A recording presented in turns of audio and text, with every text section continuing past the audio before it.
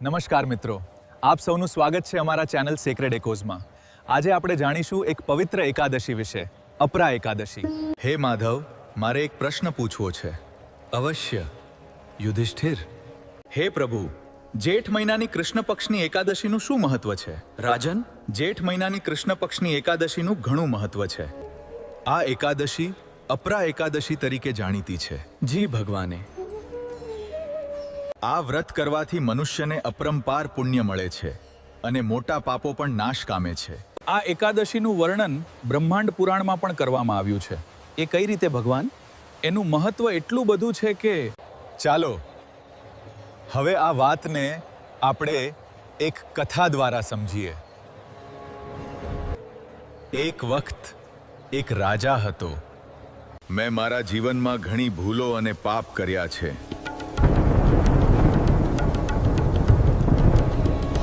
મારા મનમાં શાંતિ નથી। મારે આ મહેલ છોડીને જવું પડશે। આવી મૂંઝવણમાં ફસાયેલો રાજા દરરોજ પોતાના મન સાથે સંઘર્ષ કરતો હતો।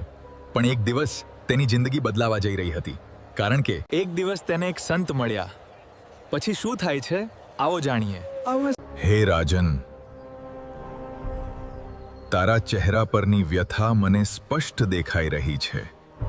હે મહાત્મા, હું આ પાપ અને મૂંઝવણમાં ફસાઈ ગયો છું। મને કહો, હું આમાંથી કેવી રીતે બહાર નીકળી શકું? તને મુક્ત થવાનો માર્ગ દેખાશે હે રાજા।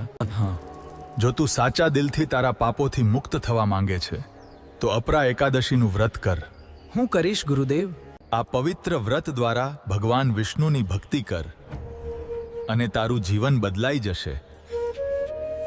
યાદ રાખ, સાચી શ્રદ્ધા અને પસ્તાવો હોય તો સૌથી મોટા પાપો પણ નાશ પામે છે આ પવિત્ર અપરા એકાદશીથી।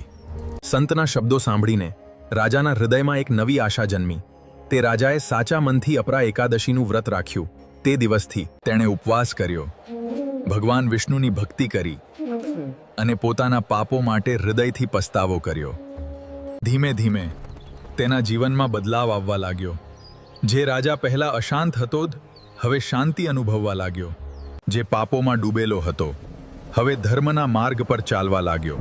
સમય જતાં તેના બધા પાપોનો નાશ થયો અને અંતે તેને આત્મિક શાંતિ અને મોક્ષની પ્રાપ્તિ થઈ। અપરા એકાદશીનું વ્રત કરવાથી ગંગા સ્નાન જેટલું પુણ્ય મળે છે। દાન અને યજ્ઞ કરતાં પણ વધુ ફળ મળે છે। પાપોનો નાશ થાય છે। જીવનમાં ભૂલો થાય તો પણ સાચી ભક્તિ અને પસ્તાવાથી માણસ સુધરી શકે છે। મિત્રો, આ કથા આપણને એક મહત્વનો સંદેશ આપે છે। જીવનમાં ભૂલો થાય તો પણ સાચી ભક્તિ અને પસ્તાવાથી માણસ સુધરી શકે છે। અપરા એકાદશીનું વ્રત માત્ર એક ઉપવાસ નથી, પણ જીવનને સાચા માર્ગ પર લાવવાનો એક પવિત્ર અવસર છે। જો તમને આવી ધાર્મિક અને પ્રેરણાદાયક કથાઓ ગમે છે તો વિડીયોને લાઈક કરો, શેર કરો અને ચેનલને સબસ્ક્રાઇબ કરવાનું ભૂલશો નહીં। જય સ્વામિનારાયણ।